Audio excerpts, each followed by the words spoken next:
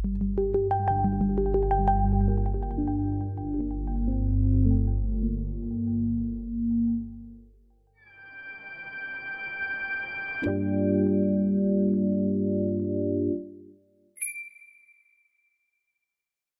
you very much for invitation. Thank you very much for joining this session. I will take a very optimistic approach now, because I think, deeply believing that within the next years there will be a great, big, threatening scarcity of oil, there is one solution. And this solution is a certain kind of city. And I will tell you why. And I will tell you very seriously, and I deeply believe in that changing energy consumption in cities, when there is the necessity to do so, is quite easy compared to the other changes we are facing. I will show you now two kinds of cities, it would be not very polite to choose only Vienna. You see then a few pictures of Vienna. Everybody knows this city. This is Manhattan. And I think Manhattan is a very good model how a future post-oil city could work. All of us know that the majority of oil directly goes to cars. So reducing oil consumption, and I think within the next 20 years we will face, as we discuss in this conference, in other conference, something like minus 50% of available oil. Can cities work? Can cities function with half the oil, or I would even say 75% or even less oil? I think yes. And this is one city. And I start with the solution, I start with the conclusion. The conclusion is we need density. Density enables to getting nearly totally rid of private cars, and private cars are the source of oil consumption. I give you a number for the United States. For 1,000 people, how many cars are in the United States? A little later, I give you a graph on that. United States is something like 700 cars per 1,000 inhabitants, in average. How is it in Manhattan? For 100 households, we don't get 70 cars, we don't have 50 cars, we have 20 cars up down to 15 cars. So the normal man or woman, even if he or she is quite rich, these houses are not inhabited by very poor people. And if you watch Sex in the City or other series in Manhattan, they use a taxi, they walk. The most important transportation means the legs. And the question is, do we build cities where we can walk?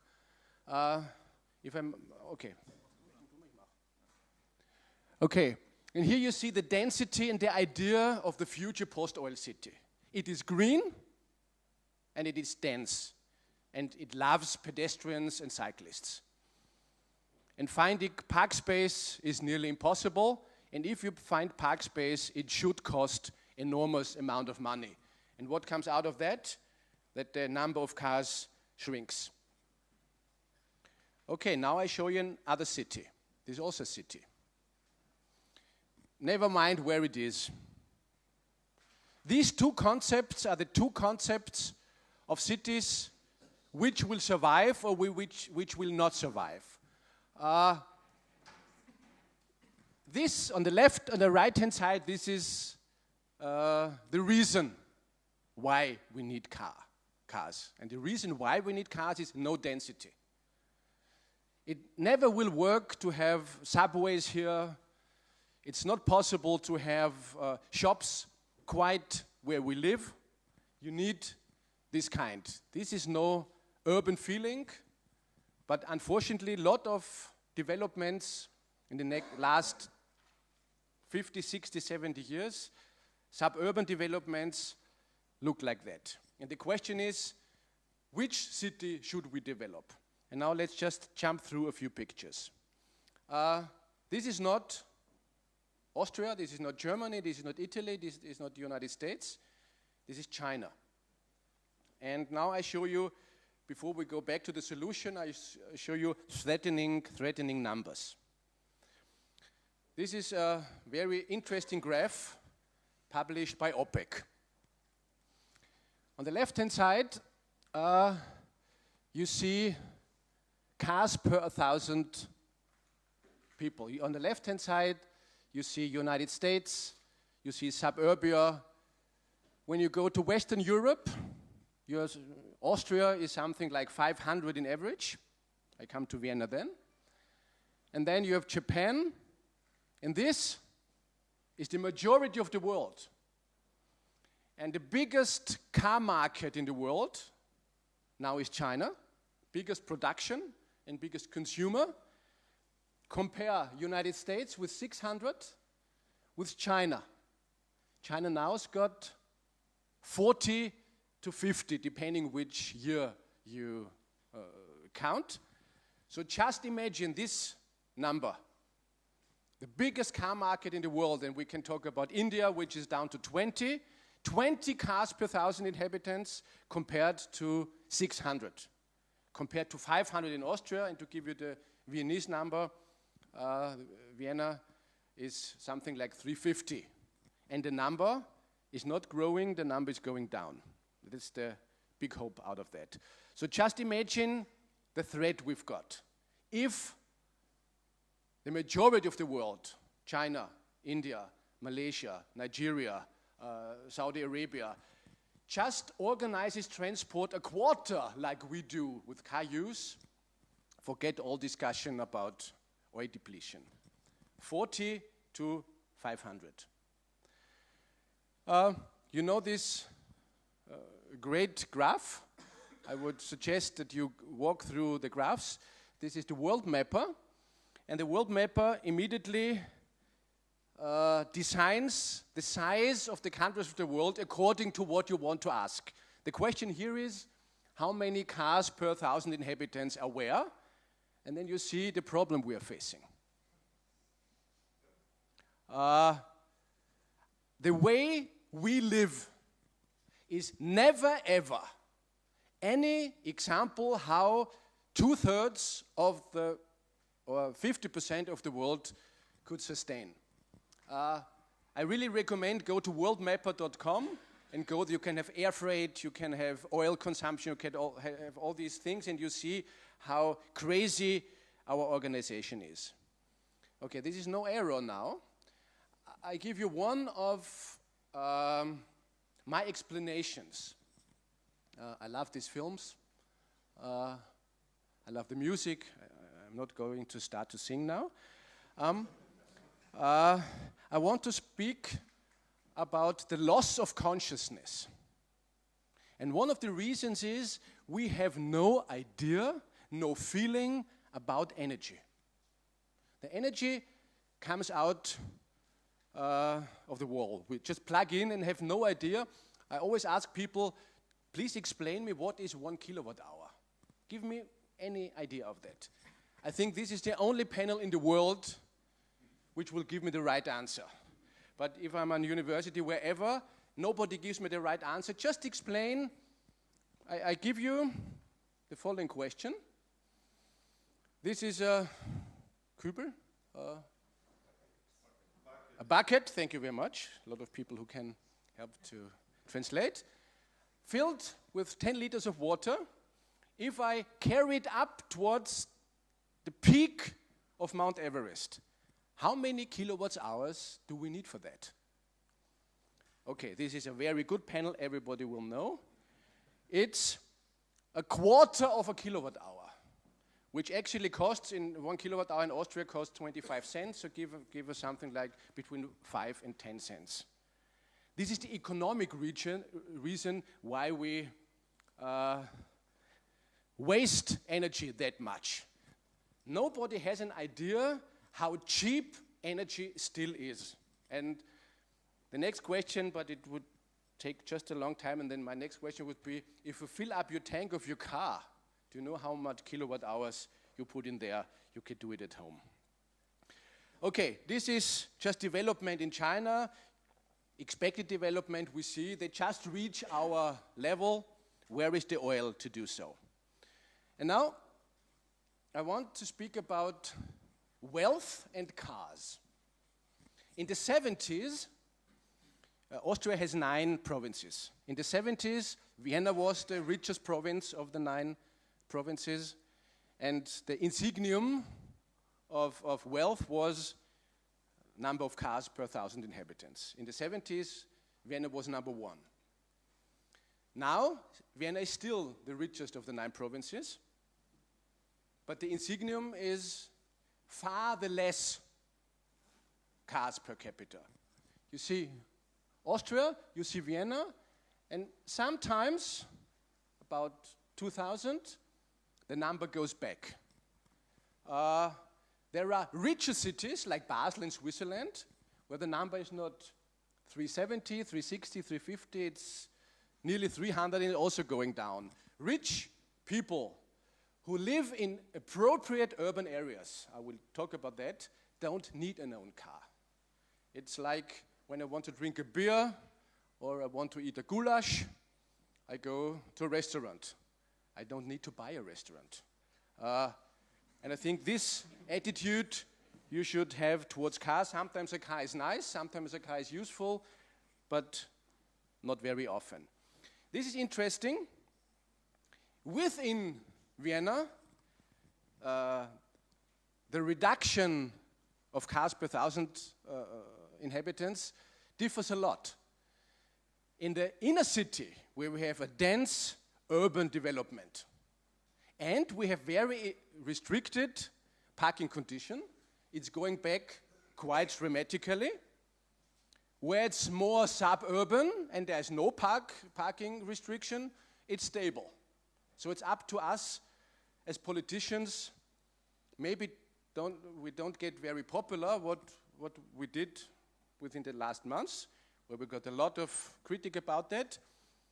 We brought down the price for public transportation dramatically and brought up the price for parking dramatically. Some people were happy, a lot of people hate us, but we see how traffic is able to change. All right, this is, I think, the underestimated solution of a lot of problems. In Vienna, in Berlin, in Madrid, wherever you count cars, and you say, what's the average distance people in a car takes within a city, in a European city? 50% of the of the trips are less than 5 kilometers. Again, because this number is so important. 50% of what is driven within the cities is less than 5 kilometers. There are a lot of ranges what you can do immediately. Immediately. This is one solution. I love it. I love it because it's so energy efficient. There is no animal on 2 or 4 legs which is more energy efficient than a man or a woman on a bicycle. This is a very efficient way, and it reacts immediately. Sorry? This is Amsterdam. This is Amsterdam. Yeah. Sorry for that. Yeah. This is Amsterdam railway station. I love it because we don't have something in Vienna, and we're now going to build it. What is so funny about that, and that's why I'm so optimistic? You can change traffic behavior in cities in a very, very short period. I give you one example. In Vienna in 2003, we had a strike. All people on public transportation went on strike. Everybody thought it would be a total chaos of traffic. Newspapers wrote, traffic chaos, traffic chaos, traffic chaos, traffic chaos, and then there came the day. There was no traffic chaos at all. The number of cyclists was so high that it's never again, even now, is not far beyond that. It's down. A lot of people walked.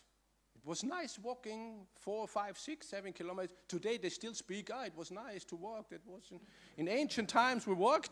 And suddenly, or if it snows, maybe you know that in cities where you come from it snows. It is very heavy snow. Everything works. Where there normally are parking lots, there are huge mountains of snow, and car traffic just goes back. We just should be strong enough to do it, and we can do it in a few weeks or maybe in a few years, but you just have to stand that you are not loved immediately. Okay, this is, everybody knows, energy efficiency, flight, car, bus, tram, cycling, need a fish or a schnitzel or a burger or whatever. All right, now we come to another issue. It's space. This is St. Stephen's. Maybe you walk through Vienna and you see the beautiful St. Stephen's Cathedral, and there is a big hub of the change of subways. There is the U3 and the U1. They meet and people get out and get in. So it's something like we know, where cars meet and change and get off. We got 250,000 persons a day in St. Stephen's. You don't see, it's still a very nice ancient city. Imagine if we had to do this via car. How big would it be? It nearly would take the whole inner city of Vienna. Nobody thinks about that. But we always forget how space-intensive car transport is. Okay, this is the same picture. Here we see how much space do we need for one person per second. It's obvious, but we forget it. This is per car, and this is tram, bus, cycling, walking. And this is the political reason, because we just see cars in the city. We don't see the no cars. That's a problem. And so, this is a traffic jam, we should broaden the road. No, we must make it smaller. If there is traffic jam, there will always be traffic jam. It's better to have it on 2 lanes than on 3 lanes, and better on 1 lane. Okay, this is very famous. You know this picture? Traffic to transport those people. Same traffic by bicycle and same traffic, same number of people to put them in the bus. We forget how we destroy our public space in putting them to car traffic. Okay, now let's go back to Vienna. These are just 2 beautiful pictures from a dense city. This is Vienna. We developed a car-free project and used the money, instead of putting them to garages, to put in beautiful landscape, greenery. This is the roof of this building. It was possible to afford it because we didn't put them underground towards garages. There's car sharing and a lot of other opportunities, and you don't get a free flat there because people love to stay there. Okay. Why did I put this? We need to develop the quality of living within the city with some free space. People like gardens, people like parks, people like to grow. I doubt that people like this. So it's not possible that everybody has his own garden in the city. And I just put this picture because this is, in some areas of Vienna, the most popular way to spend your holidays. But what you could do, this is a project we developed a few years ago. Huge density, but huge free spaces for every flat, everywhere. You can sit out there, you can plant a lot. It's quite new. In a few years it will look quite different. Very, very dense. Lot of terraces, lot of free spaces. That's the future of the city, where you don't need a house, outside in the landscape to enjoy. Yeah. We have this free cycling system. So if you want to use a bicycle, it's very easy. The first hour is free. You just can use it. That brought a huge development for tourists, for a lot of people to try the bicycle. And just to conclude, with the choice which cities we want to live in. We can have cities like that. This is Vienna. And this is a very normal street, just near where I live. And this is the concept of the old, and I would say, post-oil compact cities, which means the ground floor with shops instead of stupid shopping centers. It's so easy. Is that post-oil or pre-oil? This is now, let's call it, it's still possible, but if it's post-oil, it works immediately. That's my main argument. You don't have to change anything. That works. You can walk, you can shop, and it's not necessary, similar in the picture at the beginning. In suburbia, how do you survive without car? Here you can survive immediately. This is the dense city. Yeah, just very briefly, because I must have a look at the time. Energy, this retrofitting is a huge issue. I don't think I have to, this is my house, by the way, where I live in. And you see, it's just rented, but retrofitting is possible. And this is what you can, where we're proud in Vienna to have a lot of passive houses. These are houses with nearly no energy consumption, very well insulated, intelligent design. We can retrofit easily with a lot of projects. We can reduce the energy consumption of buildings 90, 95, 98%. This is such a project. It looked like that. The 70s buildings, and after retrofitting, it looks like that. It's not a question how it looks like, but minus 95%. All right, let's conclude. Free spaces in a dense city. Keep the ground floor with shops. Stop turning it to garages like that. This is stupid.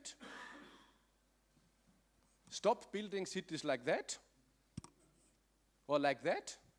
This is a threat. Post-oil, it's dead. You can take a caterpillar and just run through the pools. Okay. This one runs on fat and saves your money. This one runs on money and makes you fat. Thank you.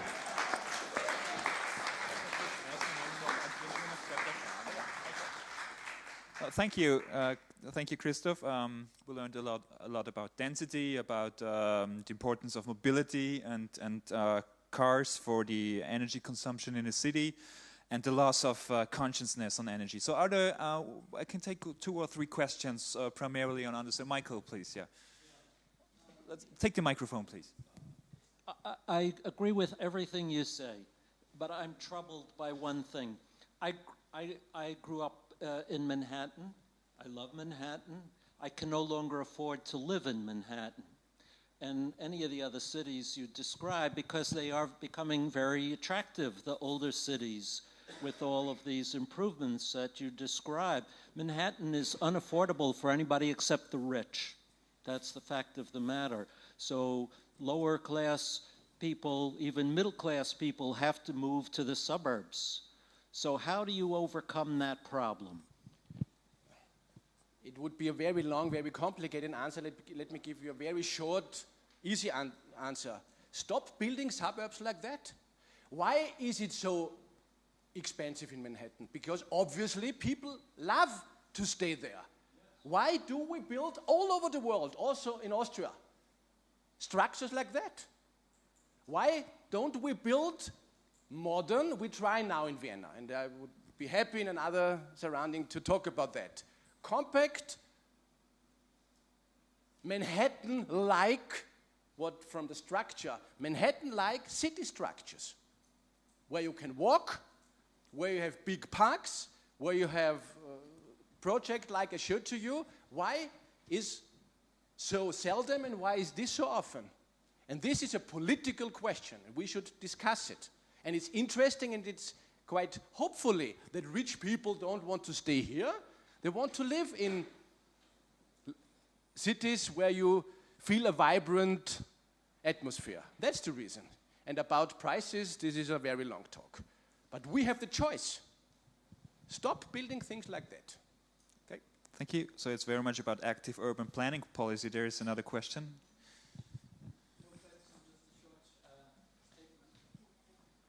Christoph, thank you very much. For me, as an emerging architect, I simply can say it makes me so happy to hear a politician talking about densities. That is so strange to me to hear that.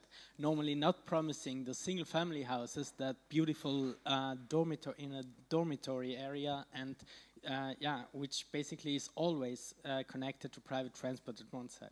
At the other side, I would like to ask a little bit to look a little bit more critically in this sanitation thing of the old parts of Vienna, of the old part of city. Because in my opinion, in my calculation, there is absolutely no possibility to somehow reach a certain kind of energy consumption level. So what I want to say is we don't have the energy and we don't have the material to rescue the old buildings just by putting on insulations. So on an economic level, probably it makes sense, and also on a short-term level, but probably we have to look beyond in restructuring the old cities. So not just thinking about the building-specific loads and usage-specific loads. The insulation is not the solution. This is what I want to say. No. If that is really your apartment there, we should talk about that later on, because I already have a great idea in how to minimize the energy loss. Thank you very much. The reason why I just touched the insulation issue, because I think the most important thing is the structure of the city. A very energy efficient house in the suburb with 3 cars in front, that's no energy efficiency. It's better to live in a house which maybe in an urban area uses more energy, although we could do something. So there are examples. If I could have a lot of pictures, let's put this here. You can do a lot of renovation where it's beautiful, it's good to live in, and it reduces energy. And we can do a lot about that. So the European kind of city, and for me Manhattan is kind of European style instead of the suburbia, is an enormous benefit of civilization, and we just should transform it to a post-oil city. Thank you.